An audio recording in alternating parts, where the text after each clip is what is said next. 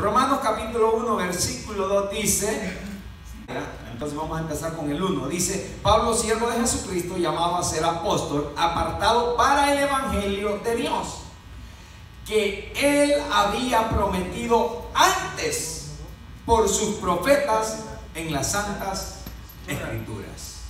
¿Ok? Es bien importante lo que dice aquí. Apartado para el evangelio de ¿quién? De Dios. Termina. Y luego dice que él había prometido antes. ¿De quién está hablando aquí? A ver, alguien que me ayude. ¿De quién está hablando? Está hablando, el versículo 10 lo dice. A mí el versículo primero nos da la respuesta. Dice: apartado para el evangelio de Dios. Es Dios aquí, amado hermano. No es Pablo diciendo esto. Es Dios diciendo de Dios, que él había prometido antes por sus... ¿De quiénes eran los profetas? De Dios. O sea que ya Dios había prometido que ya Pablo había sido escogido. Ya él había sido elegido, amado hermano. Por eso le digo, muchos de nosotros ni siquiera nos damos cuenta de que ya Dios nos eligió. Ya Dios nos escogió para algo importante. Y a veces, amado hermano, lo que necesitamos es meternos con Dios. Buscar esa llenura, buscar de oración, buscar de asistir a los cultos. Amado hermano, ¿por qué es importante estar en los servicios? Es importante estar en los servicios, amado hermano, porque hay algunos, en otras iglesias, no aquí, que, amado hermano, a lo mejor vienen a un culto y el servicio anterior que tuvimos, a lo mejor el día sábado, fue un culto de victoria. Fue un servicio, amado hermano, de una prédica hermosa. Fue una alabanza hermosa. No estoy diciendo que pasó, pero pasó. Amén. Porque así fue. Pero estoy hablando, pero el hermano, como no ha venido a la iglesia durante 3, 4 servicios, cuando viene a exhortar la iglesia. Y no hay búsqueda de Dios.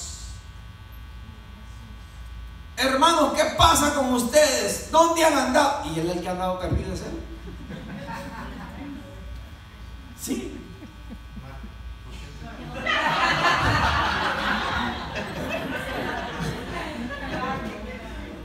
Ustedes lo echaron de ver por el café, ¿verdad? Pero no estoy apuntándole a él. Pero es cierto, madre. Entonces, ¿sabe cuál es el trabajo del pastor? El trabajo del pastor es, amado hermano, vigilar. Ver que hermano es constante en los servicios. No que esté en todos los servicios, pero que está constante. ¿Por qué? Porque el que se va a parar en este lugar, iglesia, tiene que ser un canal de bendición. Usted no tiene la autoridad para venir a regañar. Usted no tiene la autoridad para venir a exhortar. Usted tiene el deber de venir a bendecir al pueblo. Dele palmas al Rey. Es a bendecir el pueblo. Por eso, hermano, cuando nosotros nos paramos en este lugar, tenemos que pararnos aquí ya preparados. No me venga a decir que le tocó dirigir, amado hermano, y no buscó de Dios en toda la semana, en todo el mes, y con 3 minutos que viene aquí a arrodillarse, usted quiere venir a sanar. Usted quiere venir a buscar que Dios le dé la profecía que tiene que darle el hermano, de que Dios le diga el hermano que él está en pecado, y tal vez ya lo trae preparado porque alguien le vino con el chisme. No, hermano, la búsqueda con Dios es todos los días. Y cuando tú te pares en este lugar, iglesia, tienes que venir preparado para ser un canal de bendición para la iglesia de Cristo. Si nosotros nos metemos eso adentro de nuestra cabecita, amado hermano, toda persona, ¿sabe que hay ovejitas que vienen aquí a la casa de Dios, amado hermano? A veces que se vienen riendo, pero por dentro vienen despedazados. Yo se lo digo de verdad. Vienen despedazados. Y a mí me ha tocado, amado hermano, algunas veces saber cosas que han sucedido y wow, digo yo, a veces quieren recibir una palabra de bendición, de edificación, y lo que reciben es todo lo contrario. Entonces, hermano, cuando usted se suba a este lugar, preocúpese por dar bendición. Jesús, cuando andaba predicando, amado hermano, eso es lo que Él iba a dar. Iba a dar el mensaje de salvación. Él iba a dar, Él iba a donde quiera que Él iba, amado hermano, Él iba a poder dar algo bueno de Él. Cuando se encontró con aquella mujer en el pozo, amado hermano, la Biblia dice de que Él no le negó. Él se acercó a ella. Ya Jesús ya sabía de que ella había tenido 5 maridos. Que la Biblia lo dice. Pero en ningún momento la palabra, amado hermano, dice de que Jesús comenzó a decir: mira, tenés un poquito de suerte porque yo sé que tenés 5 maridos. No, Jesús lo dejó por último. Primero quería bendecirla, primero quería entregarle, amado hermano, el mensaje de salvación. Y luego pues Jesús le dice lo que le tuvo que decir, pero nunca la reprendió. Simplemente le dijo la verdad. Entonces, amado hermano, siempre procuremos nosotros ser servidores de Cristo y de dar lo mejor de nosotros hacia el pueblo de Dios. Amén. Entonces, el versículo 2 dice que Él había prometido antes por sus profetas en las santas escrituras. Ya esto estaba escrito hace mucho tiempo atrás, ya estaba la profecía dada. Amén. El evangelio no es algo nuevo, ¿ok? O nueva revelación. El evangelio ya había sido revelado en las escrituras del Antiguo Testamento. Ya había sido revelado. Quiero que vaya conmigo a Gálatas capítulo 3. Un valiente hermano Juan. Leemos la palabra en nombre del Padre, del Hijo y del Espíritu Santo. Y la Escritura, previendo que Dios había de justificar por la fe a los gentiles, dio de antemano la buena nueva a Abraham, diciendo: en ti serán benditas todas las naciones. ¿Ok? Y la Escritura, previendo que Dios había de justificar por la fe a los gentiles. ¿Ok? ¿De qué dijimos que se trataba este libro, de esta carta de Pablo? De la justificación de Dios para su iglesia. ¿Verdad que sí lo dije al principio? Hermano Juan. Me permite una claro. cosa pequeña, pastor. Yo estuve trabajando en esto en la semana y encontré que todo el libro de Romanos, toda la carta de los Romanos se divide en 3 partes. La primera parte, que comprende el capítulo 1 al 8, en eso habla, los capítulos se establece la doctrina de la justificación por la fe. Amén. Y sus consecuencias. Eso es así. La segunda parte, que son del capítulo 9 al 11, se explica la exclusión de los judíos y la inclusión de los gentiles como pueblo de Dios. La exclusión porque el pueblo lo rechazó. Así es. Y nosotros fuimos incluidos en la inclusión, en ese plan de Dios como pueblo de Él. Y la tercera parte, que comprende los capítulos 12 al 16, ahí es donde están las exhortaciones y las cuestiones personales, la vida práctica de nosotros como hijos de Dios. Amén. Y es muy cierto lo que el hermano acaba de decir. Nosotros fuimos incluidos por la exclusión de aquellos que no le recibieron. ¿Sí me da? Esto está bueno. No es que, amados hermanos, porque ya nadie la quiso, nosotros la recibimos. No, es que ya estaba hecho, ya estaba escrito que así iba a suceder. Y lo importante de esto, amados hermanos, de que ya Cristo, ya Dios, amados hermanos, ya Dios ya tenía el plan hecho, pero todavía a lo mejor no tenía un nombre, pero sí tenía a un hombre preparado para ello. Y escogió a Saulo. Al perseguidor de la iglesia no le cayó la suerte, le cayó la bendición de que se cumpliese una de las profecías que estaban escritas en la palabra de Dios para la iglesia de Cristo. Amén. Los gloriosos hechos acerca de la muerte y la resurrección de Cristo no son revelados ahora por primera vez. En el libro de Romanos, en el cual Pablo expone el evangelio de Dios, Pablo cita constantemente el Antiguo Testamento 61 veces. 61 veces Pablo lo cita, no solamente en el libro de Romanos, pero en otros libros, como ejemplo del uso de Pablo hacia el Antiguo Testamento. Miramos Romanos capítulo 3, versículo 10 y 8. Dice la palabra: Romanos capítulo 3, versículo 10 al 18, dice, como está escrito, no hay quien entienda, no hay quien busque a Dios. Todos se desviaron, a una se hicieron inútiles. No hay quien haga lo bueno, no hay ni siquiera uno. Sepulcros abiertos es su garganta, con su lengua engañan. Veneno de áspid hay debajo de sus labios. Su boca está llena de maldición y de amargura. Sus pies se apresuran para derramar sangre. Quebranto y desventura hay en sus caminos, y no conocieron caminos de paz. No hay temor de Dios delante de sus ojos. Wow. Es todo lo contrario a lo que Dios quiere de su pueblo. Pero, amado hermano, ya Dios tenía algo predestinado para nosotros. Porque recuerde, iglesia, de que el propósito de Jesús venir a esta tierra era para que nosotros pudiésemos ser salvos. Dice la palabra, no queriendo que ninguno perezca, sino que todos procedan al arrepentimiento. Las buenas nuevas acerca de Cristo se encuentran en el Antiguo Testamento. Da algunas citas ahí, pero si las leo no voy a terminar.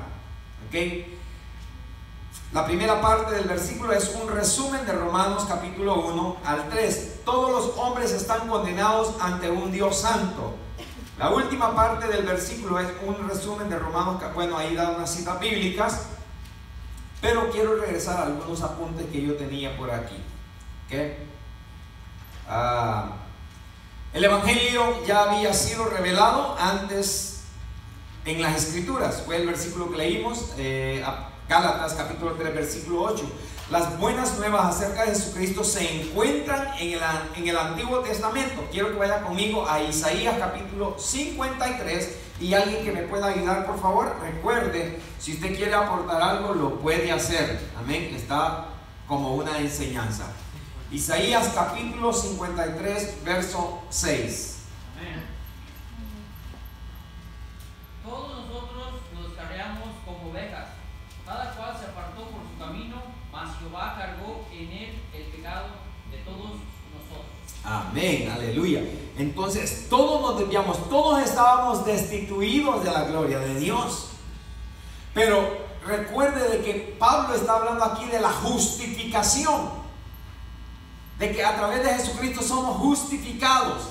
Amén. Y que ese es el propósito de esta palabra, amado hermano. Por eso le digo, esta palabra es para aquellos que ya fuimos lavados y comprados con la sangre de Cristo. Y Pablo quiere que entendamos que fuimos escogidos ya para esto.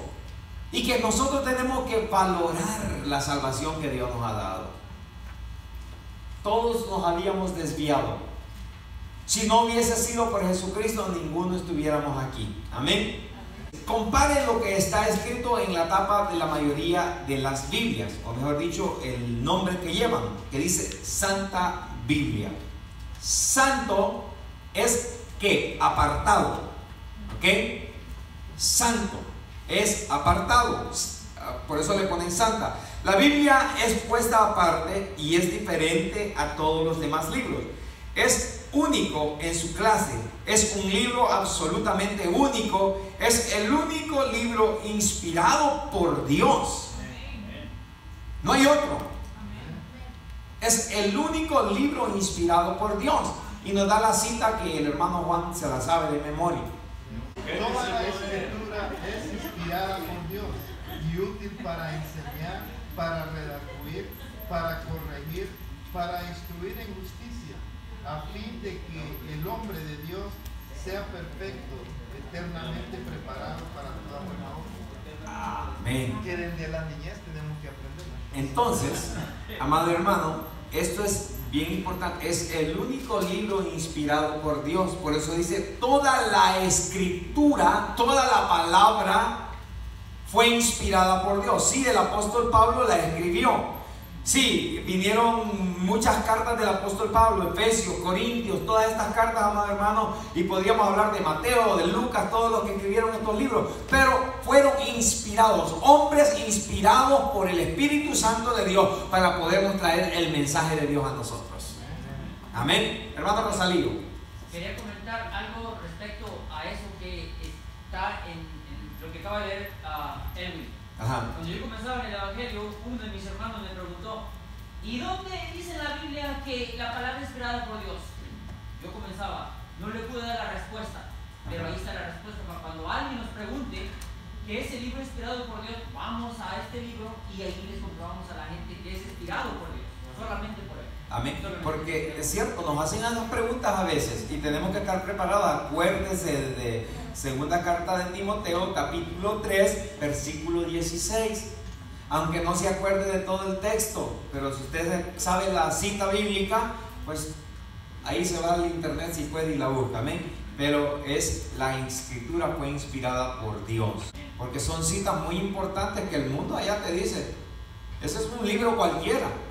Si es cierto, será un libro cualquiera, pero lo que contiene adentro es inspiración de Dios. O sea, hablando en cuanto al papel, ¿sí me entienden? Pero lo que este libro contiene, nadie lo puede reemplazar.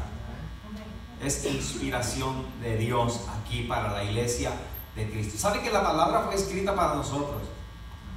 La Biblia fue escrita para la iglesia de Cristo. La gente puede tener la Biblia, amado hermano, allá, pero si no entienden lo que es salvación, si no entienden lo que en ella está escrito, es como que tuvieran un libro cualquiera ¿en sus qué? En sus bibliotecas. Amén. Por ahí, hermano, cerquita. Amén. Como alguien ha dicho: yo creo en la Biblia tapa a tapa, o de punta a punta, como decimos, y creo hasta en la tapa, Santa Biblia. Tratemos la Biblia siempre con respeto, sabiendo que es la santa palabra de Dios. Tratémosla con respeto. ¿Sabe cuál es el respeto? No es guardarla. El respeto no es tenerla en una vitrina de vidrio. Respeto, amado hermano, no es andarla en el carro que te la miren por si el policía pasa por ahí. Sí, es que muchas veces la queremos usar como pretexto para que no nos den ticket. ¿Qué? ¿Sabe dónde le faltamos el respeto a la palabra de Dios? A lo mejor sí la andas bien guardadita ahí en el carro, porque un día la vas a ocupar. Pero ¿de qué te sirve andarla ahí en la Biblia, que se te mire en el vidrio de atrás y las cosas que andas haciendo dicen todo lo contrario? Eso es faltarle el respeto a lo que andas. Mejor quítala. Mejor quítala del carro, no la pongas en el carro. Porque en vez de agarrar algo positivo, estás agarrando algo negativo. El testimonio nuestro cuenta mucho, iglesia. No es andar cargando la Biblia, es vivir lo que la Biblia tiene adentro. Es vivir lo que se nos enseña, lo que se nos predica. Lo que nosotros te damos aquí, amado hermano, es la misma profecía que Dios daba en aquel tiempo. Esta es profecía de Dios para su iglesia. Es la profecía de Dios para la iglesia. Así lo dice la palabra de Dios. Que yo no estoy diciendo que no creo en profecías, que Dios dé una profecía. No. Yo te estoy hablando de la profecía que está escrita en esta Biblia para la iglesia de Cristo. Amén. ¿Está conmigo? Amén. Gloria al Señor por ello. Bueno, vamos a continuar. Ahora vamos a entrar entonces a los versículos 3 y 4. Pablo, siervo de Jesucristo, llamado a ser apóstol, apartado para el evangelio de Dios, que él había prometido antes por sus profetas en las santas escrituras acerca de su Hijo, nuestro Señor Jesucristo, que era del linaje de David según la carne, que fue declarado Hijo de Dios con poder según el Espíritu de santidad por la resurrección entre los muertos. Amén. Bueno, aquí nos habla de Jesucristo, que viene del linaje de David. Y esto es muy importante, porque esto es importante saberlo, iglesia. Muchas veces recuerda cuando Jesús iba pasando por el camino Y cierto hombre, bueno, era Bartimeo, y le decía cuando iba pasando por ahí: hijo de David, ten misericordia de mí. Decía yo, pero ¿por qué le decía hijo de David si era hijo de José? Por eso tenemos que estudiar nosotros la genealogía de Jesucristo. De donde comienza, de David, de antes de David, de Isaí, de donde viene toda la genealogía, amados hermanos, y llegamos al punto donde Jesucristo viene del linaje de David. Y vamos a tocar un poquito esto en esta noche para que podamos nosotros entender lo que estamos leyendo. Amén. 1 Corintios, capítulo 15. El versículo 1 al 4. Además, os declaro, hermanos, el evangelio que os he predicado, el cual también recibisteis, en el cual también perseveráis, por el cual asimismo, si retenéis la palabra que os he predicado, sois salvos, si no creísteis en vano. Porque primeramente os he enseñado lo que asimismo recibí, que Cristo murió por nuestros pecados conforme a las Escrituras, y que fue sepultado y que resucitó al tercer día conforme a las Escrituras. ¿Por qué dice Romanos 1:9? Porque testigo me es Dios. Amén. A quien sirvo en mi espíritu en el evangelio de su Hijo, de que sin cesar hago mención de vosotros siempre en mis oraciones. Sí, porque aquí todavía está hablando de la salvación, de lo que estábamos tocando antes, lo mismo que leyó nuestra hermana María Elena. Amén. Pero quiero llevarlo a la cita más adelante, donde nos habla de Jesucristo, de donde viene su descendencia, pero no sé por qué me salté una cita bíblica. Ok, dice el libro: ¿de qué se trata el Evangelio de acuerdo con Romanos 1:3? El Evangelio es acerca del Hijo de Dios, Jesucristo nuestro Señor. Es un Evangelio centrado en Cristo. Amén. Comparar Romanos 1:9, da unas citas ahí, el Evangelio de su Hijo. El Evangelio trata de Cristo, y aparte de la persona y de la otra de Cristo, no hay Evangelio. Ver 1 Corintios 15:14, que fue lo que leyó nuestra hermana, donde encontramos el Evangelio en pocas palabras. Cualquier predicación que no esté centrada en Cristo no es verdadera predicación del Evangelio. El verdadero Evangelio es un Evangelio centrado en Cristo. ¿Okay? Una persona que esté hablando de otras cosas y no hable de Cristo, amado hermano, no está predicando a Cristo. Por eso dice de que cualquier predicación que no esté centrada en Cristo no es verdadera predicación del Evangelio. El verdadero Evangelio es un Evangelio centrado en Cristo, y Dios da serias advertencias respecto a quienes predican otro Evangelio. Nuestro blanco, nuestra iglesia tiene que estar fundada en Cristo. Tenemos que predicar el mensaje cristocéntrico. Ese debe ser nuestra vocación: predicar a Cristo, hablar de Cristo. Siempre que nosotros vamos a predicar, amados hermanos, hay muchos ahora que predican otras cosas. Predican dinero, predican, no sé, tantas cosas. Pero, amados hermanos, el verdadero evangelio siempre ha sido Cristo. Dios está esperando que nosotros prediquemos a su Hijo Jesucristo, porque en Él fue depositada toda la deidad, dice la palabra de Dios. Alguien que me ayude, por favor, con Gálatas capítulo 1, versículo 3 y 9. Gracia y paz sea a vosotros, de Dios el Padre y de nuestro Señor Jesucristo, el cual se dio a sí mismo por nuestros pecados para librarnos del presente siglo malo, conforme a la voluntad de nuestro Dios y Padre, a quien sea la gloria por los siglos de los siglos. Amén. estoy maravillado de que tan pronto os hayáis alejado del que os llamó por la gracia de Cristo para seguir un evangelio diferente. No que haya otros, sino que hay algunos que os perturban y quieren pervertir el evangelio de Cristo. Mas si aún nosotros o un ángel del cielo os anunciare otro evangelio diferente del que os hemos anunciado, sea anatema. Como antes hemos dicho, también ahora lo repito, si alguno os predica diferente evangelio del que habéis recibido, sea anatema. Entonces aquí nos da lo que acabamos de leer: el verdadero evangelio tiene que ser predicado en Cristo. Y dice la palabra que cualquier otro que venga a hablar de otro evangelio sea anatema. ¿Qué es anatema? ¿Ah? Maldito.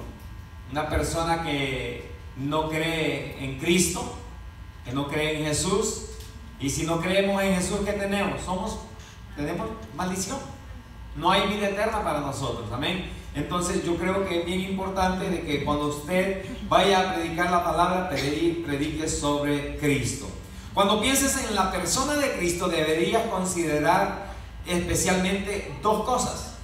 Ok, aquí es donde viene creo que lo que yo quería hablar.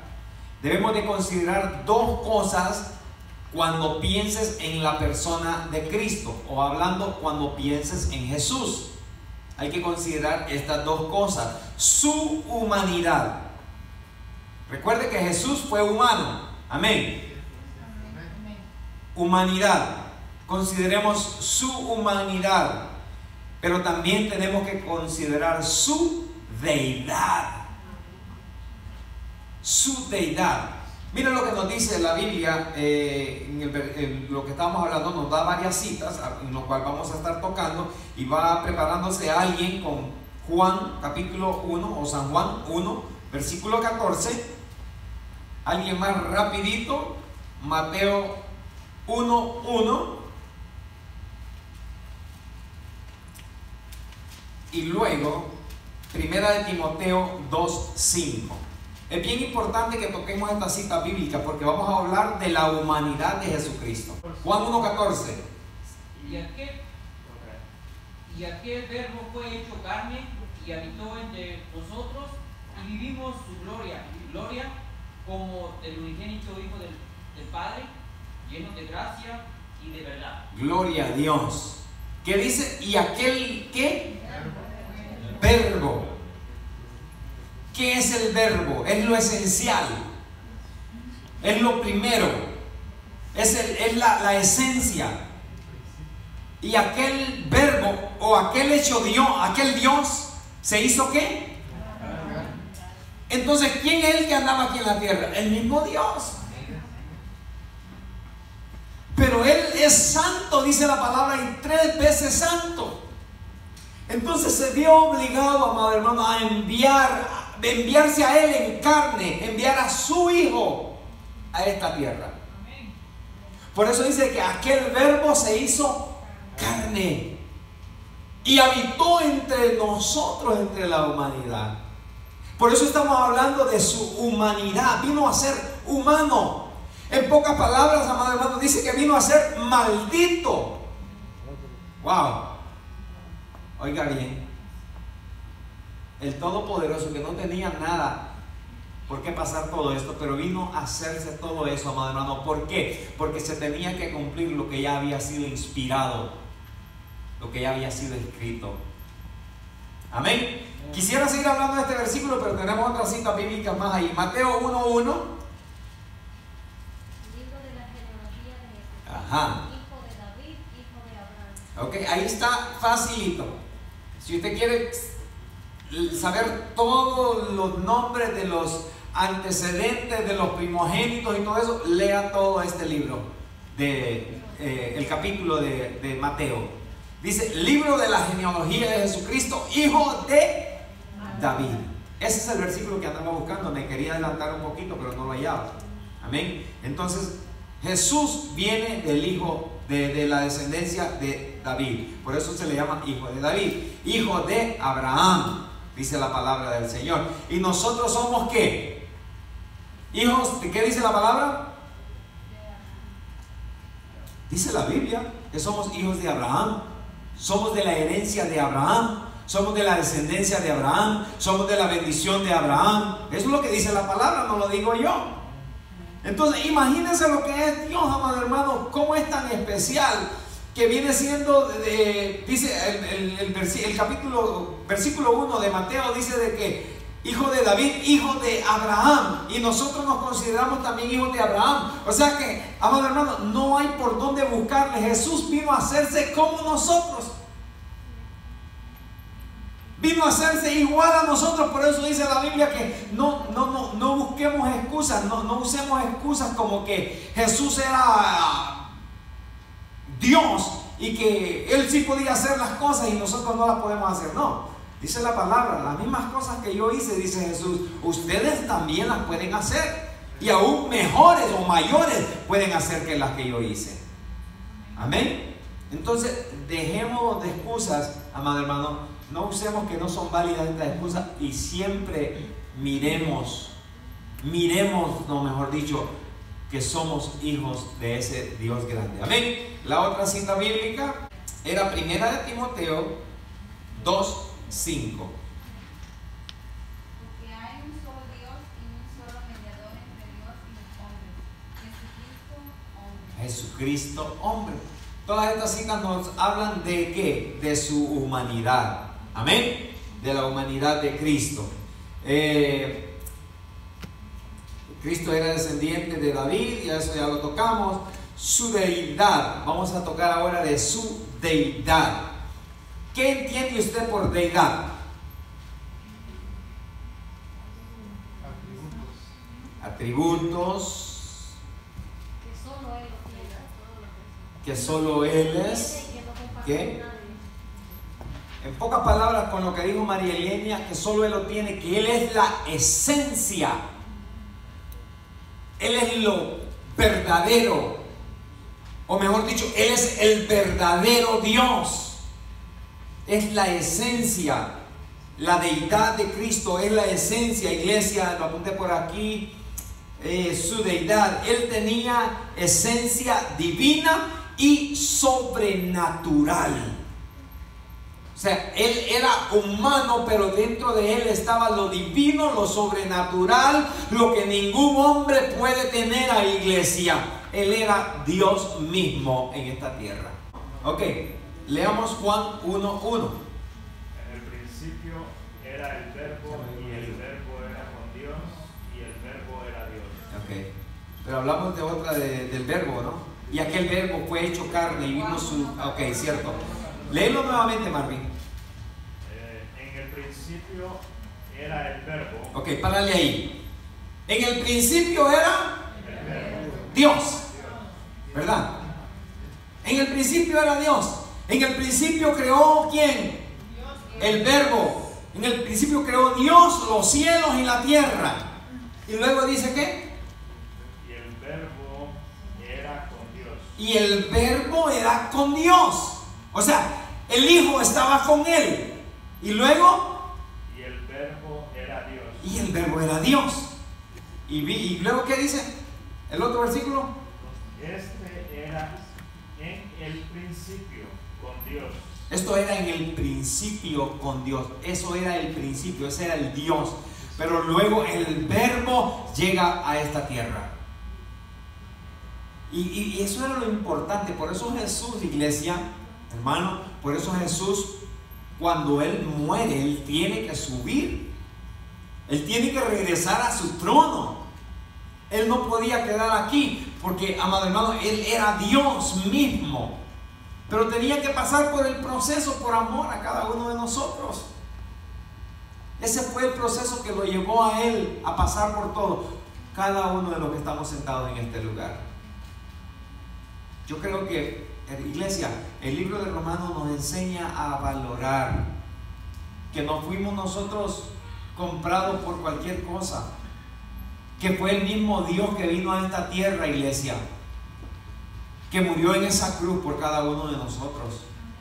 y que debemos de sentirnos privilegiados y valorar la salvación que Dios nos ha dado a cada uno de nosotros. Amén. Entonces esto habla de su deidad. La otra cita bíblica, tenemos bastantes aquí, pero vamos a ver qué nos dice Tito 2:13.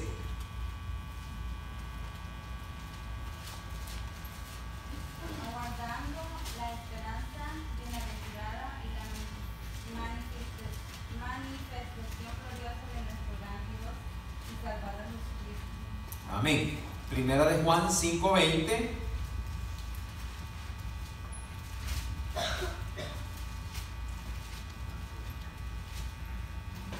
Pero sabemos que el Hijo de Dios ha venido y nos ha dado entendimiento para conocer al que es verdadero, y estamos en el verdadero en su Hijo Jesucristo. Amén. Este es el verdadero Dios de la vida eterna. Este es el verdadero Dios de la vida eterna, hablando en sí que Jesús es el verdadero Dios. Ahí nos da la confirmación de la deidad de Jesucristo. Él se hizo hombre, pero Él nunca dejó de ser Dios. El término Hijo de Dios indica la completa deidad de Cristo. Así es como los judíos del primer siglo entendieron el término. ¿Okay? Así fue como lo entendieron. Y nos da una cita bíblica, Juan 5:17 y 18. Y Jesús le respondió: mi Padre hasta ahora trabaja y yo trabajo. Por esto los judíos aún más procuraban matarle, porque no solo quebrantaba el día de reposo, sino que también decía que Dios era su propio Padre, haciéndose igual a Dios.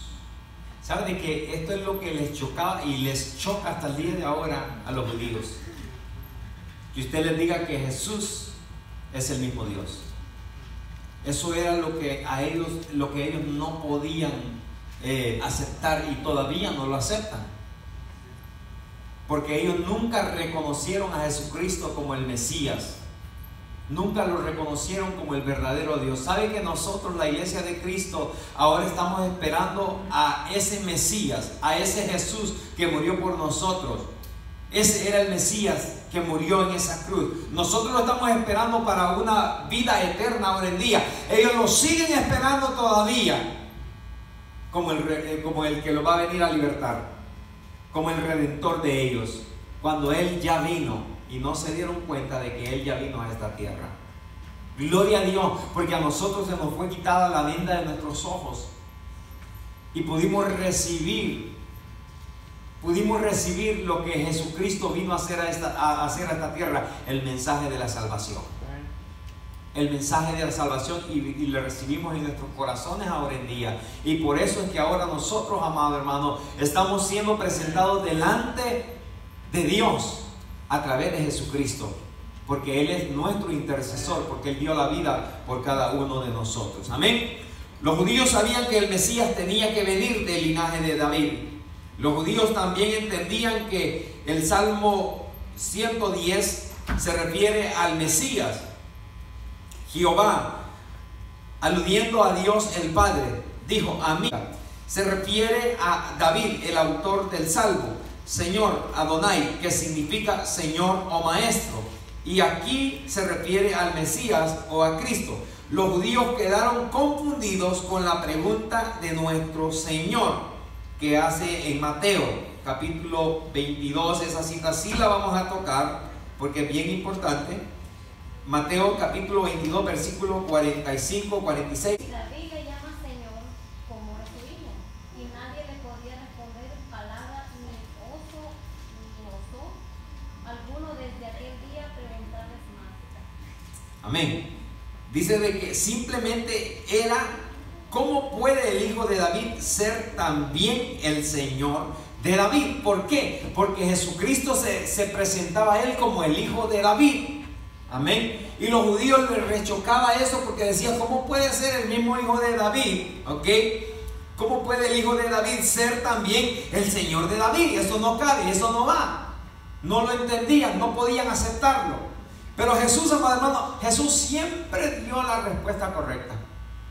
Aún cuando los escribas lo querían acosar, cuando los escribas querían burlarse de él, amado hermano, Jesús siempre les daba la palabra o la respuesta correcta, dice la palabra de Dios. Pablo responde a esta pregunta en el capítulo que acabamos de leer, en el versículo 1 y 3 de Romanos, que dice acerca de su Hijo, nuestro Señor Jesucristo, que era del linaje de David, según la carne, que fue declarado Hijo de Dios con poder según el Espíritu de santidad por la resurrección de entre los muertos. O sea, en pocas palabras, Jesús les dijo, ha resucitado. Este soy yo soy el mismo Dios. Yo soy de la descendencia de David, pero yo soy Dios. Yo soy el Mesías que ustedes no pueden entender ni comprender. En su humanidad es el hijo de David, hablando humanamente, ¿correcto? De la genealogía humana, hablando de la humanidad. En su deidad, el Hijo de Dios, y por ello Él es el Señor de David. Su resurrección fue la comprobación de que Él era el todo, lo que Él afirmaba ser. Él era el todo. Nos vamos a quedar ya para entrar casi al versículo número 5. Solamente voy a dar un pequeño repasito aquí del 4, amén. Vamos a darle gracias a Dios por la palabra.